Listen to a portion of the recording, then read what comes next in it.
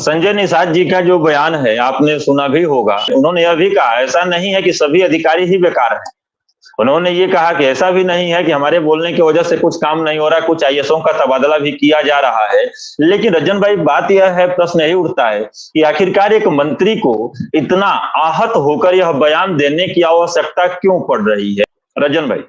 मेरे भाई देखिए, संजय निषाद जी हमारी सरकार मंत्री है उत्तर प्रदेश में, और माननीय योगी जी के नेतृत्व में जो सरकार चल रही है, मुझे लगता नहीं कि वहां पे इस प्रकार की कोई कमियां होंगी कि किसी को काम ना हो रहा हो या उसकी शिकायत ना सुनी जा रही हो।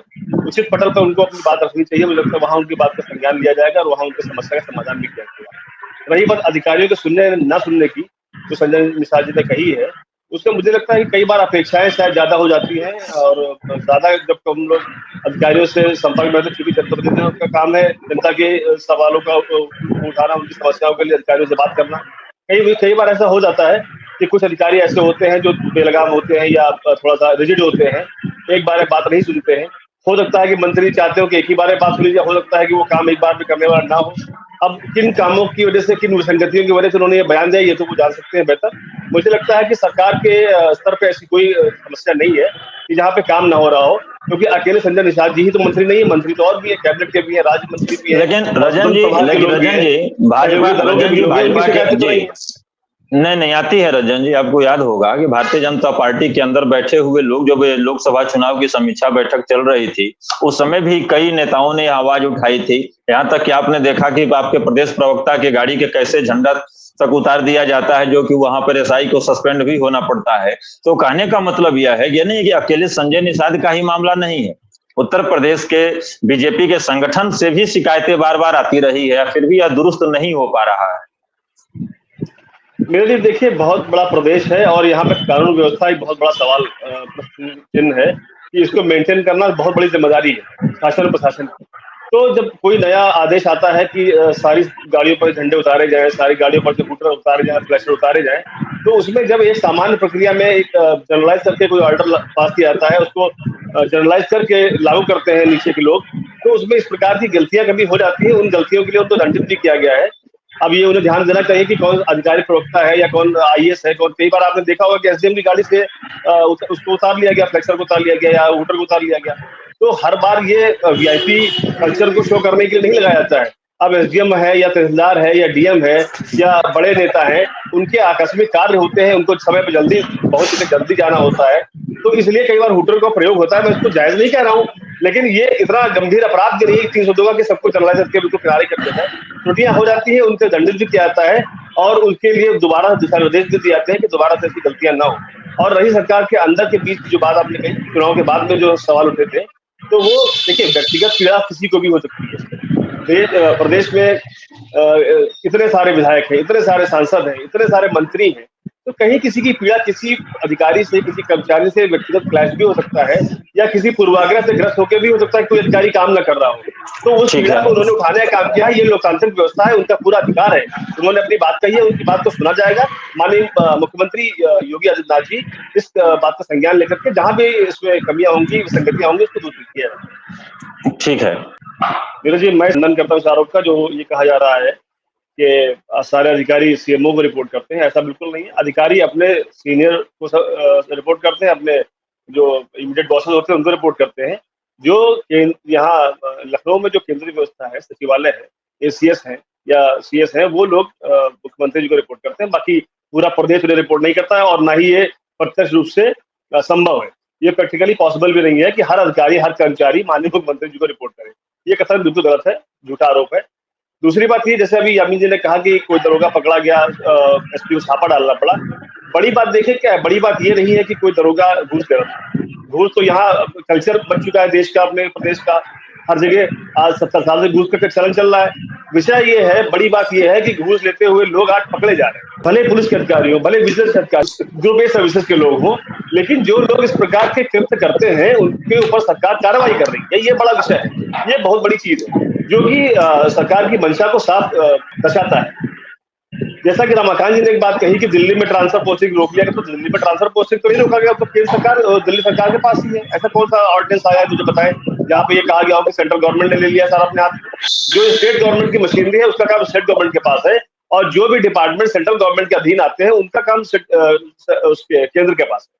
तीसरी चीज मैं ये कहना चाहूंगा नीरज भाई कि जैसा आपने कहा कि लोगों को दर दर भटकना पड़ता है, अधिकारी काम नहीं करते हैं, तो देखिए ये जो जब तक ये कल्चर ठीक नहीं होगा, हमारे माननीय मुख्यमंत्री जी ने रिप्रेजेंटेटिव्स की यानी कि प्रतिनिधियों के जिस बेइंतहा सा जो दखल हुआ करता था पहले पिछली सरकारों में, उस दखल को कम करने के लिए और ट्रांसफर पोस्टिंग का जैसा रमाकांत जी ने कहा कि भय भी हो ना प्रीत, कि जब अधिकारियों को डर होगा तभी वो काम करेंगे।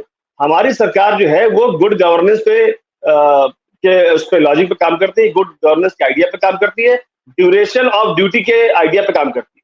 हमारा मानना है, हमारी सरकार का मानना है, जब किसी अधिकारी को स्थायी तौर पे 4, 6, 8, 10 महीने, 1 साल का काम करने का मौका दिया जाएगा, तभी वो पुरानी चीजों को समझ करके आगे उसको व्यवस्थित रूप से आगे लागू कर पाएगा। अगर 2-2 महीने पे ट्रांसफर पोस्टिंग होता रहेगा तो कौन अधिकारी क्या ही काम करेगा? सामान लेके आएंगे, खोल पाएंगे नहीं, फिर बाद चलने का नंबर आ जाएगा। तो जब रुकने का मौका मिलता है तभी अधिकारी काम कर पाते हैं। दूसरी चीज ये है कि अगर जनता के काम नहीं हो रहे होते तो जनता के बीच से तो आवाज आती ना कि हमारे भैया काम नहीं हो रहे, वो जनता का जो आदेश है वो भी दिखाई पड़ता ना।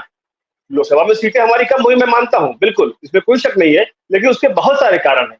सिर्फ जनता का आक्रोश ही उसका कारण नहीं है, उसके बहुत सारे पहलू है, उस पर हम लोग कई बार चर्चा भी कर चुके हैं। तो मैं नहीं मानता हूं कि सरकार कहीं से विफल है, सरकार के अंदर कोई कमी है जो संजय निषाद जी को ऐसी बात करनी पड़ रही है। स्वयं संजय निषाद माननीय मंत्री जी ने अपने ही स्टेटमेंट में इस चीज को एडमिट किया है कि उनके कहने पर तमाम सारे तबादले हुए हैं, आईएएस के तबादले उनके कहने पे हुए, आईपीएस के तबादले उनके कहने पे हुए हैं। तो ये कैसे मान लिया जाए कि कोई अधिकारी उनकी सुन नहीं रहा है? ये मैंने पहले स्टेटमेंट में आपसे ये बात कही थी, कोई ऐसा व्यक्ति हो सकता है, एक आध अधिकारी ऐसा हो सकता है जिसने उनकी बात को प्रथम दृष्टया न माना हो, पहली बार में न माना हो। उसके कई कारण हो सकते हैं। कई बार अधिकारी अपने व्यक्तिगत कार्य में कहीं व्यथित होता है, कोई डिपार्टमेंटल प्रायोरिटी है, उसकी प्राथमिकता है कहीं पे उस काम करने में लगा हुआ है। अब देखिए, ज्यादा दखल इसलिए कम किया गया है कि अधिकारियों को जनता के हित से काम करने का मौका मिले। अगर हर बात पे हर मुख्यमंत्री के निर्देश के अनुसार हर विधायक, हर मंत्री जबरदस्ती प्रशासन में नकली करता रहेगा, अपनी नाक घुसाता रहेगा, अधिकारियों को काम करने का मौका नहीं मिलेगा, तो अधिकारी जनता के हित कब करेंगे बताइए मुझे? जनता के हित के जो काम है, जनता के ऊपर जो पॉलिसी केंद्र की या प्रदेश की लागू की जा रही है, जिनसे जनता को लाभान्वित किया जा रहा है, उसके क्रियान्वयन का काम तो अधिकारियों के पास ही है। उसके क्रियान्वयन का काम तो मशीनरी के पास है। अगर वो करेंगे नहीं तो फिर क्या कर पाएंगे वो? और विधायक तो नहीं कर सकता उस काम को कलम से अधिकारी करेंगे। तो उन्हें गुड गवर्नेंस करने के लिए समय और प्राथमिकता उनको दी जाती है कि वो अपना काम कर पाए। हाँ, जहां पे इनकी कोई ऐसी कोई पीड़ा है, जहां पे इनका कोई काम नहीं हो पाया, अगर वो जायज है, इसमें कोई दिक्कत नहीं है। मैं समझता हूँ कि माननीय मुख्यमंत्री जी के पास अगर ये बात गई होगी, जैसे जब आपके हमारे पास ये बात आ गई है मीडिया के माध्यम से, तो निश्चित तौर पर उन्होंने यहाँ मीडिया में बोलने से पहले माननीय मुख्यमंत्री जी को भी बताया होगा। लेकिन हर काम में समय लगता है और निश्चित तौर पर उनकी इस समस्या का समाधान भी उच्च स्तर पे किया जा रहा होगा और मुझे लगता है अब तक कर भी दिया गया होगा, वरना शायद वो अपना स्टेटमेंट रिपीट भी कर देते। रमाकांत जी, आपके पास आ रहा हूँ। जो भी रजन जी ने कहा है, सरकार का उन्होंने पक्ष बहुत बढ़िया से रखा है कि सरकार जनता के लिए काम कर रही है और काम करती रहेगी। रही बात संजय निषाद जी का, तो उनके द्वारा भी जो बोली गई बातें हैं उस पर सरकार ध्यान दे रही है और उनकी बातें पहुंच भी चुकी है। लेकिन बात यही यहाँ पर उठती है कि इनके साथ साथ, अभी मैं नाम नहीं लूंगा, इसमें बता दे रहा हूं, संगठन के अंदर से भी जब समीक्षा बैठक हुई थी तो इन्हीं सब चीजों को आधार बनाया गया था। यहाँ तक कि लखनऊ के भी कई नेताओं ने इस पर बात करी थी। रजन जी, आप ही के पास आखिरी कमेंट लेते हैं आपसे। यामीन जी ने बोला और रमाकांत जी ने बोला, इस पे अपनी बातों को रख लीजिए, क्योंकि जो भी चीजें संजय निषाद की बातें रही, उत्तर प्रदेश सरकार की बातें रही, आपने भी बताया, हमने भी संजय निषाद की व्यथा को भी बताया, और आखिरकार आखिरी में आपका कमेंट, उसके बाद 100 काम समापन करेंगे। नीरज जी, देखिए, जो अभी रमाकांत भाई ने बात दोबारा उसको एम्फसाइज किया, दोबारा रेखांकित किया कि वो जो मैं कह रहा था वो गलत था, जो कह रहा था वो सही है। देखिए, दोनों की बातें सही हैं, लेकिन कहने का जो बात का तरीका है या जो बात का जो उसका ऑब्जेक्टिव है, वो फिर से जैसे उन्होंने कहा दर्शकों के लिए क्लियर कर दूं, मैं भी क्लियर करना चाहता हूँ। जो आपने कहा जजेस की बेंच से, सुप्रीम कोर्ट की जजेस की बेंच ने उसको ओवरटर्न करने की बात करी थी, उन्होंने कहा था, उसके बाद उसको केंद्र सरकार की ऑर्डिनेंस की बात जो आप कह रहे थे वही मैं भी कह रहा हूँ। लेकिन केंद्र सरकार ने जो निर्देश दिया था वो ये दिया था कि दिल्ली के सरकार के अंदर एक कैबिनेट ऐसी बननी चाहिए जो मुख्यमंत्री जिसको हेड करे और वो ही कमेटी जो हो वो ट्रांसफर पोस्टिंग को हैंडल करे। ये कहा है, ना कि उन्होंने कहा कि सारे सरकार जो अधिकार है वो केंद्र के पास आ जाए, ऐसा नहीं था। केंद्र जो दिल्ली की सरकार है उसका जो मुख्यमंत्री है वो अपनी एक कमेटी बनाए जो ट्रांसफर पोस्टिंग को हैंडल करे, ताकि व्यापक स्तर पे जो ट्रांसफर पोस्टिंग में घोटालेबाजी होती है, ट्रांसफर पोस्टिंग में तो लेन देन होता है, ट्रांसफर पोस्टिंग में तो भ्रष्टाचार होता है, उस पर लगाम लगाई जा सके। और उसी कमेटी के कुछ अधिकारियों को लेफ्टिनेंट गवर्नर को भी उसको रिपोर्ट करने के लिए बताया गया था, उन चीजों के बारे में, विषय के बारे में जानकारी देने के लिए। अब आते हैं उत्तर प्रदेश पे। देखिए, उत्तर प्रदेश इतना बड़ा प्रदेश है और पार्टी के अंदर का जो विषय आया था अभी, तो आप जानते हैं निर्भय की प्रदेश ही नहीं, देश नहीं, विश्व की सबसे बड़ी पार्टी भारतीय जनता पार्टी है। और हमारी पार्टी हो या हमारी सरकार हो, दोनों में लोकतांत्रिक व्यवस्था से सारा कार्य होता है। तो यहाँ पे अगर किसी भी कार्यकर्ता को, किसी भी नेता को, किसी भी जनप्रतिनिधि को या किसी भी अधिकारी को कोई पीड़ा है, कोई कार्य को उनके मन मुताबिक नहीं हो रहा, मन मुताबिक का मतलब जो जायज हो वही मन मुताबिक हो, नाजायज काम को मन मुताबिक नहीं कहा जा सकता है। तो जो काम जनता के हित का हो और वो जायज हो, अगर वो नहीं किया जा रहा है तो उसको उचित पटल पे उठाने का काम, उठाने का अधिकार हर व्यक्ति के पास है।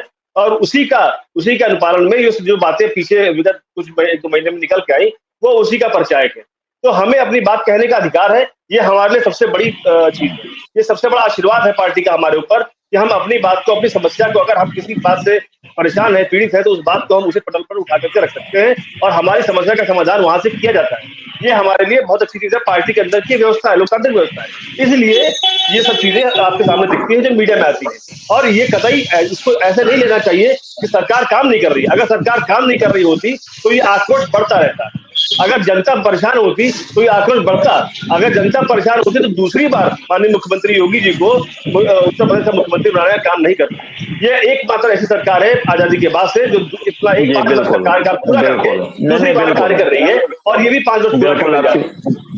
जी बिल्कुल, आपकी बातों से पूर्ण तरह से सहमत हूँ। लेकिन जनता के लिए जितने भी लोग चुने गए हैं, जो भी सरकार चुनी गई है, हमारी यह उम्मीद यही रहेगी कि जनता के हित में सदैव कार्य होता रहे। हाँ, ये अच्छी बात है और गौरव की बात है कि योगी जी अब तक के प्रदेश के सबसे ज्यादा दिनों तक मुख्यमंत्री रहने वाले व्यक्ति रहे हैं। तो जरूरी नहीं है कि जो प्रथम कार्यकाल आपका बेहतर। चर्चा में जुड़े रहने के लिए आप सभी लोगों का बहुत बहुत धन्यवाद।